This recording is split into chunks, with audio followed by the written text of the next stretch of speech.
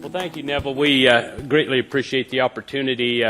We've got, I'm really excited about the opportunity to visit with these folks and kind of demonstrate where we're at with a pilot project that Kansas initiated this last summer and last spring that we have termed or titled Cattle Trace. And so it is like I said, it is a pilot project, and I'm going to start out a little bit about why we got started into this, why we started down this venture, and then get into a little bit about what the Cattle Trace project is and what our goals are and objectives in that. So we started talking about this, like I said, this last summer, last fall. One of the things that was a driver of this is that our Kansas Department of Ag holds a Kansas Ag Summit each and every year. And part of that, of the last two summits, animal disease traceability has been a huge subject at that opportunity. It is an opportunity for industry to come forward and talk about the things that they want to see the industry delve into, what they want, give us some direction as far as Kansas Department of Ag. And so that was a big point of us of saying, you know, we need to look into this. Kansas, we've always taken animal disease traceability serious. We've always had programs in place, but it gave us that impetus to say, hey, let's go ahead and look at this a little farther. On the heels of that, our Kansas Livestock Association in December of 2017 did pass a resolution that they encouraged mandatory traceability or animal disease identification for all phases of cattle. There again, another one of those stepping stones that we took, that we said, hey, this is an opportunity that we need to address because the industry had kind of spoken and we wanted to take that seriously. Lastly, based on that, the World Perspectives study that was done, that was presented at NCBA, did give us some direction. We did take that study that was done, and we highlighted the 7 steps you can see up here. But honestly, we wanted to concentrate on these steps as far as saying, can we develop a pilot project? Can we develop a program that would give us to maybe address some of the answers or some of the questions and priorities that the World Perspective study did. And so, as you can see, these are some of the things. And as we talk through the project here, you'll see that we tried to address most of these and keep these in mind as we develop this project. So from there, like I said before, we took those 3 things, as well as the conversations we were having in state, as well as our background and what we have done in traceability, and there was 3 things that really kind of come together to say, hey, you know, cattle trace is an opportunity. And so we had the right timing, we felt like. The conversations were there. You've heard the word momentum today. The momentum was picking up. We have the right people in place. This is a collaborative effort, and you're going to hear a lot of these buzzwords because this really was. It was a collaborative effort. And at the same time, we knew that Kansas had all phases of that cattle production system in place, in-house, and so we had the opportunity to engage all of these industry segments to start talking about this. And so, like I said, it was the time, it was the right time and the right thing to do, and so that's where we kind of headed down this direction. We talk about the partnership that happened, and the thing that I want to make sure that I want to reiterate here over and over and again is this isn't a regulatory issue. This was a collaborative effort. This was an industry-driven initiative to come forward and say, we want to see this. We want to see this happen. We want to look at this. We want to investigate how this is going to happen. So we do have a partnership. You'll see many of the partners that I've already talked about up there. As well as there is the Beef Cattle Institute, which is the leg of our university, Kansas State University, as well as USDA. And then we have private partnerships. One in particular is ILS that came forward as a feedlot organization in our state that has been instrumental in helping us be on the planning commission of this. And so industry is heavily involved in this. So we came forward and we developed 3 goals that we wanted to do, and primarily the first one was develop a purpose-built infrastructure for the process of traceability. And basically what it amounts to is we wanted to see if there was an opportunity to build an infrastructure out there that would allow us to do capture cattle movements across the state and through all phases of production at the speed of commerce and not impact commerce and not impact the industry whatsoever. And so that was our goal. Secondly, we want to make sure that we evaluate the ability and the capabilities of that infrastructure. Is it doing what we want it to do? Is it capturing what we need it to capture? And what kind of impact, if any, is it having on the industry, and how do we mitigate that impact? So these two goals were vital, that we make sure that we keep these in mind as we walk through the cattle trace program. And then lastly, the thing that we're going to do is determine the economic value. Is there any economic value to having some sort of a traceability program through all phases of cattle, and what that may be? And we're partnership with the Kansas State Ag Econ Department to help us do that. So as we start to collect that data and we start to do some mock trials or mock investigations to leverage this data that we're going to collect, the Ag Econ Department is going to be doing some of these economic viability studies for us to see what impact and what we may be able to capture from there. So in doing this, we wanted to make sure that we were compatible.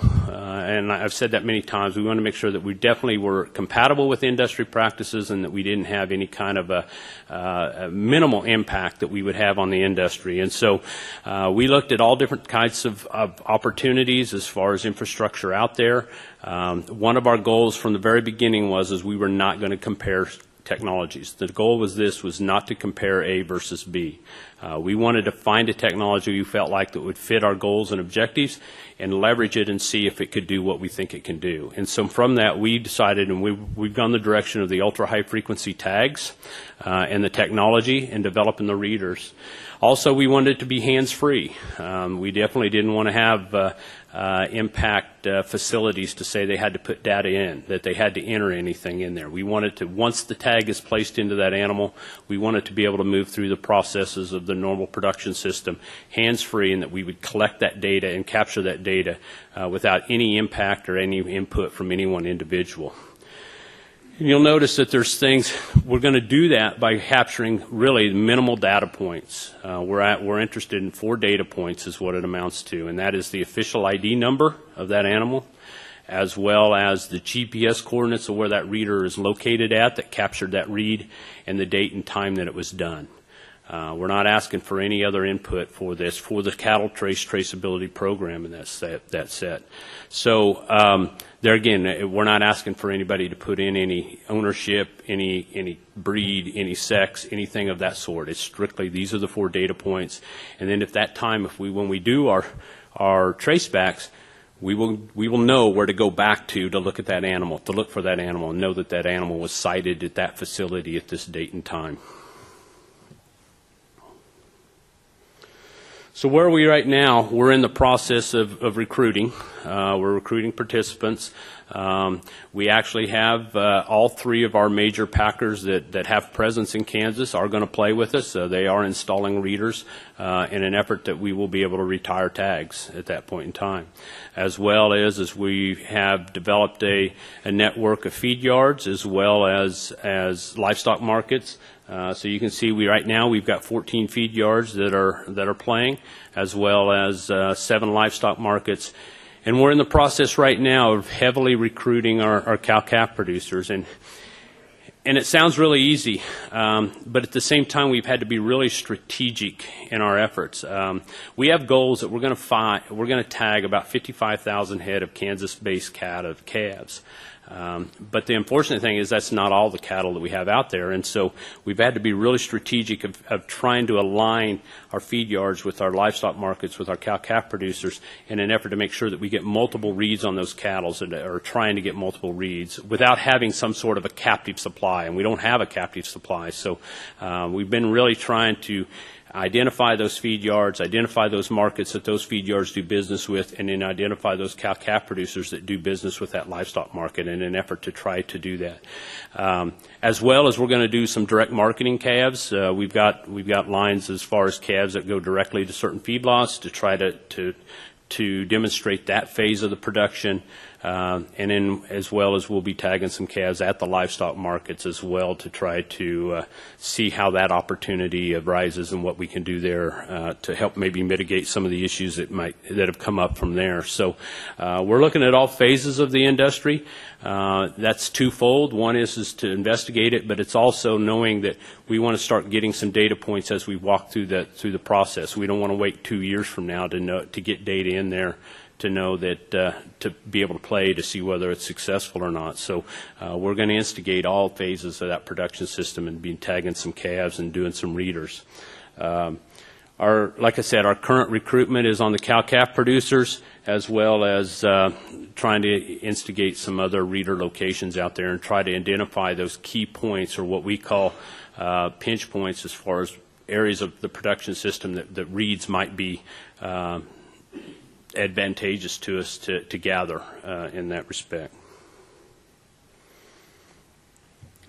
One of the big things that came out of the WPI is it makes sure of, and we've had that discussion already here this morning, is data security. And so a direction that we've walked down is that we are making Cattle Trace a private entity. And we're doing that for two purposes. One is that to make sure that we continue with industry engagement in building this process, but also it allows us as a private entity, we can forego some of the FOIA requests of a government entity. So we mitigate that issue of being Freedom of Information Act. And so we developed a private entity. It is called Cattle Trace Incorporated. We have put together a board of directors, and that board of directors is made up of producers across the state of Kansas and Sam. One of the things that has happened from that, then as we go into this project or this pilot, that board of directors was designated, but then it's allowed them to sign an MOU with our steering committee of the pilot project to go ahead and do the pilot project. And so basically they've turned over the operations and the process to us through an MOU to go ahead and do the pilot. But they are still a board of directors out there that will have access to that, that will have control of that program of the Cattle Trace Incorporation. And so they will have the data. Their data will have that. Then we will develop an MOU with the State Animal Health Department to make sure that we have access to that data when we need access to that data, and what those criteria are. And so that's in the process now. We have the corporation set up. We have the board of directors stood up, and we're walking down that process now to make sure that everything's in place, that that data will be secure in a third-party database. So where are we at right now? Basically, this last summer, as we talked about, we walked through the process of building the program. We determined our participation, how we were going to do it. We obtained tags. We're in the process right now of tagging calves. We actually tagged some calves the other day and have some reads in our database now. So obviously we've got a lot more work to go down that road. We're installing readers at our facilities. We've worked with two companies that are involved in helping us install the readers and do the support on those readers. So we've got the readers set up in 3 to 4 livestock markets, as well as we've got them set up in our feed yards at this point in time. So we're increasing that. Our goal is we will continue to walk through there. We will continue to tag calves this winter, collect data this winter, knowing that we're not going to get all 55,000 head of calves tagged this fall. We're going to continue that in the process, but the goal is that we will have enough data in there. We will start doing some mock traces, investigating the data, seeing how we can manipulate it, honestly see if we can break it. See if it provides what we need it to do.